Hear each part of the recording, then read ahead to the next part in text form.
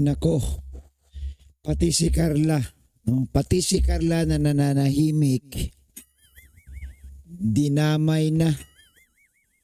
Ano ba ang kaugnayan ni Carla dyan sa inyo? Eh si Carla naman nananahimik yan eh. Wala naman tayong narinig na si Carla may issue. Bakit nadamay sa ngayon? At guys, bago tayo magpatuloy, suportahan natin si Kuya Bal, si Kalinga Prab at si Ate Edna. So guys, tuloy-tuloy na tayo ha. Tuloy-tuloy na tayo.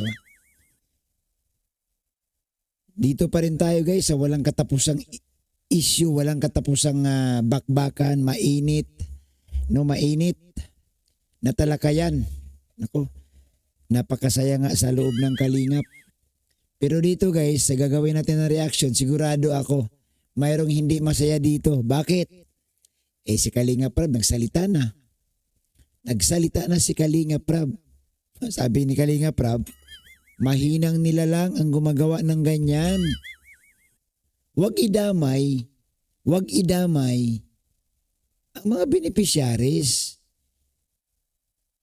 Huwag idamay ang sabi ni Kalinga Prab. Malinaw.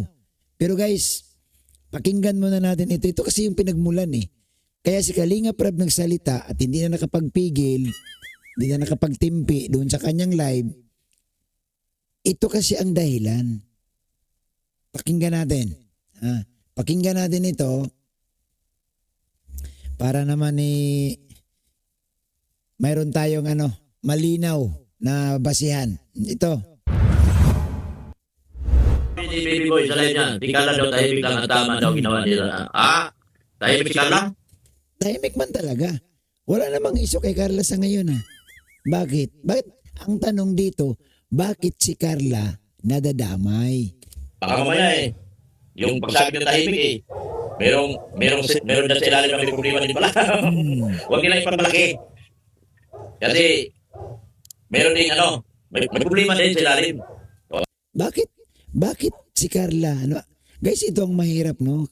Walang kalaban-laban kaya nga si Kalinga Prab nagsalita na dito eh. Walang kalaban-laban dito ang beneficiary. Nananahimik nga sila eh. Lalo si Carla nananahimik. Wawa nga Kung na-handle ko na mabuti yan, tapos makatakos sana yan na mayon. Kaso hindi ko na-handle na mabuti yan. Ang role nila may dyan. Huwag niyang purihin. Dahil para sa akin, may problema. So guys, yan ang narinig ninyo ha. Narinig ninyo yan. So, dito para sa akin, bakit, unang tanong ko, bakit ba si Carla na naman ang napunteriya? Alam nyo guys, naawa na lang ako dito kay Carla kasi nung mga nakaraang buwan, inisyo din nila ito na may dala daw na sa boarding house, sa apartment, may makasama daw. Nung nakaraan naman, na-issue din na hindi daw nag-aaral lang maigi. Alam niyo po, kawawa, no? Kawawa ang mga beneficiaries ni Kalinga Prab. Dahil sa nangyayaring ito, kumbaga parang nagsabit-sabit na lang. Kung gusto mong gawa ng kwento, gawan mo ng kwento. Ang tanong, totoo ba? Legit ba yung sinasabi? Ay, nako.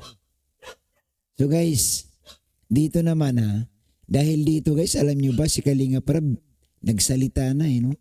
Nagsalita na si Kalinga Prab dito. Alam nyo si Kalinga Prab, tahimik man yan. Si Kalinga Prab, hindi man yan mahilig makikisaw-saw. Tahimik lang yan eh. Kaso lang, kung beneficiary niya na nga ang natatamaan, kailangan niya rin kumilos, kailangan niya rin sumagot. So ito guys, ang sinabi ni Kalinga Prab. Panoorin natin ito guys Ang sinabi ni Kalinga Prab dito.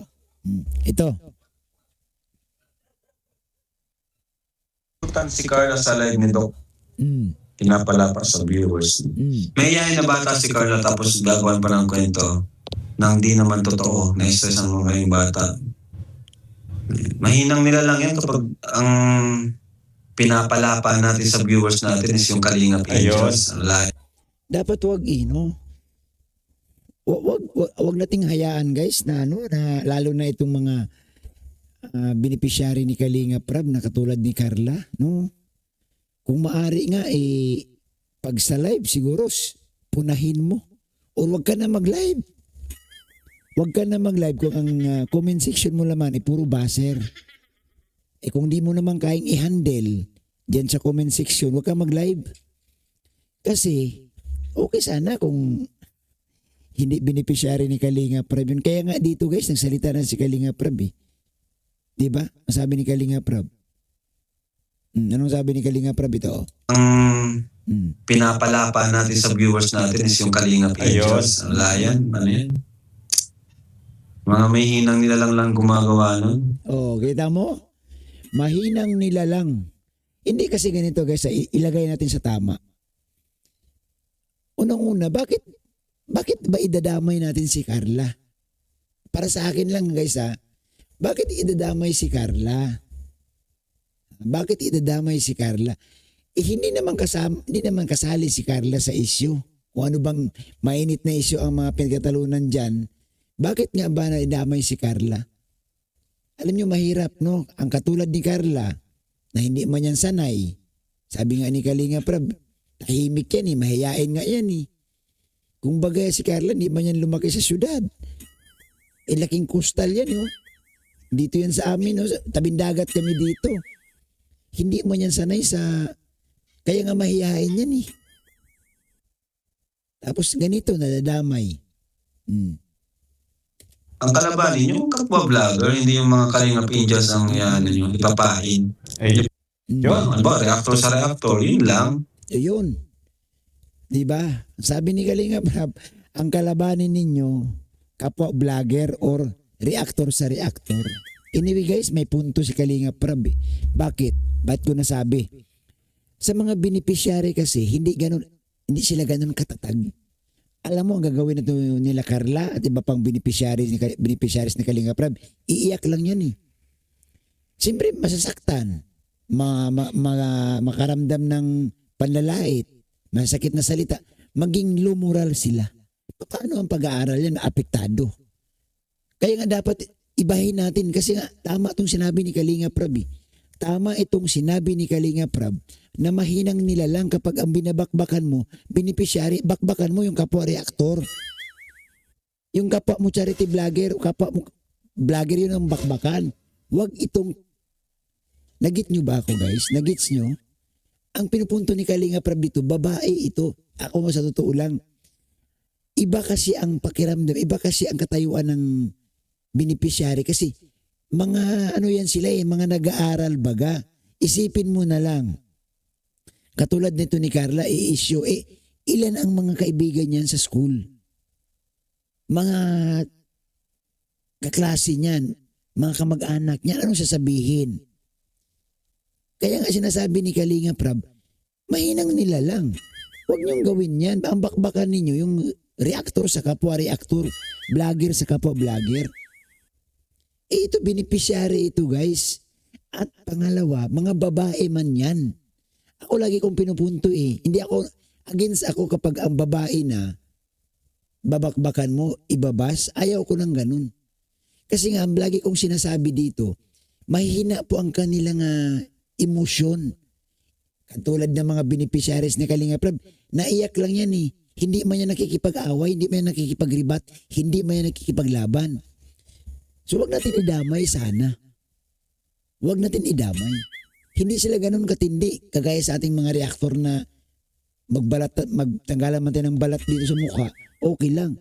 Pero yung beneficiaries kasi at nag-aaral yan sila.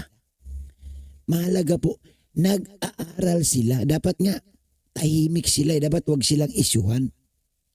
Yan ang mahirap. So maganda itong sinabi ni Kalinga Prabhu. Ito guys, ulitin ko lang para sa lahat. Viewers natin is yung Kalingap Angels. Wala yan. Ano yan? Mga may hinang nilalang lang gumagawa nun. Mahinang nilalang. Ayan. Ang tawag ni Kalinga Prab, mahinang nilalang kung ipinapalapa ninyo sa mga baser, itong beneficiaries. Ang kalabanin, yung kapwa vlogger, hindi yung mga Kalingap Angels ang ipapain. Yan. Ang kalabanin ninyo, ito malinaw sabi ni Kalinga Prab, huwag niyong kalimutan to. Ang kalabanin ninyo, yung kapwa vlogger, reactor sa reactor. Alam mo guys, pinaprotektahan lang ni Kalinga Prab dito yung beneficiary. Which is tama itong ginawa ni Kalinga Prab. Palakpakan natin yan. Sinasaluduhan natin ang ganitong dapat. Siyempre, scholar niya yan Kumbaga parang sa madaling sabi, si Kalinga Prab ang pinaka kuya-kuya nila Alangan man lang manahimik lang si Kalinga Prab. Tama tong sinabi ni Kalinga Prab. Huwag niyong kalabanin tong beneficiaries. Mahinang nila lang kayo Ang kalabanin ninyo, kapwa vlogger, kapwa reactor, malinaw. Malinaw ang mensahe ni Kalinga Prab. Napakalinaw. Napakalinaw. So sana guys, sana, ito pakiusap ko lang, sana iwasan na natin, iwasan na natin isyuhan ang mga beneficiaries. Okay lang siguro yung isyuhan natin yung hindi beneficiaries ni Kalinga Prab. O, di ba? Pero pag beneficiaries na Kalinga Prab, mag-isip-isip naman tayo, Kung mahal mo ang Kalingap, kung kinikilala mo si Kalinga Prab na iyong mentor at nakatulong sa'yo, wag naman. Kunting preno, kunting preno. Protektahan mo, Mahirap lang kasi lahat na dinadamay. Lahat dinadamay. Wag,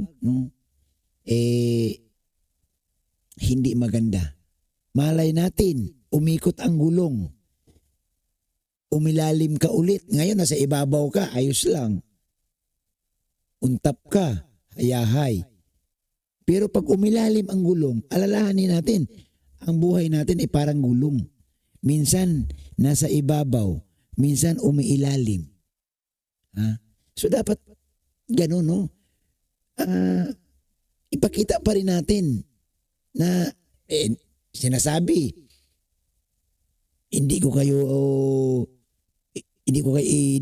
respeto ko kayo. Dapat respeto niya rin yung mga beneficiaries ni Kalinga Prab. Ito yung opinion ko mga kababayan So sana po, wag na po natin issue. Kasi alay kong sinasabi, ulitin ko ulit, mahina po yung mga beneficiaries ni Kalinga Prab. Kasi yan, mga bata yan, at hindi yan sanay sa banatan, hindi yan sanay sa panlalait at panggugulpi. Sa salitang kanto na ginugulpi ninyo kung ano mga salitang pinaparating kay Carla. Wag naman. Kung sa inyo kaya mangyari, sa anak ninyo gawin to, ano kayang gagawin ninyo? Siyempre mag-react, magulang. Sigurado ako itong nanay ni Carla, baka mag-react na naman, magpo-post na naman. So dapat walang ganun. Walang ganun. Hanggat maaari, sundin natin yung sinabi ni Kalinga Prab. Bakbakan sa reactor, vlogger sa vlogger, wag kong beneficiaries. So yun lamang po guys, yung ating maiksing reaction. Maraming salamat sa ating lahat. At guys, pakiusap ko lang sana na i-like natin ang video ito. At syempre po, huwag natin kalimutan, Kuya Bal, Kalinga Prab at Ate Edna. Salamat sa inyong lahat sa patuloy na pagsubaybay sa ating mga reaction video. Thank you and God bless.